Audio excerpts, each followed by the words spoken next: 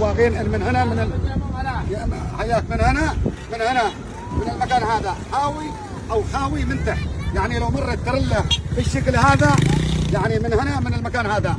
الله اكبر، طاحت الى تحت طبعا. والمكان هذا له فتره يا شباب، كمش العوائل، لا حكومه لا شرعيه لا انتقالي لا قاعده جويه بيسمونها العرض اللي كانوا بيسمونها تهدد العالم، لا فاعلين خير لا عمل. يا مرحبا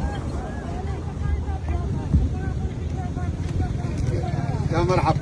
على العموم احذر انا من هذا المكان خاصه ايام السيول، طبعا السيل بيغطي المكان هذا وما عاد تشوف فيه اي حاجه.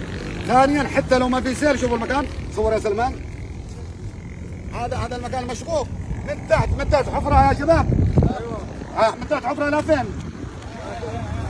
من تحت محفور الى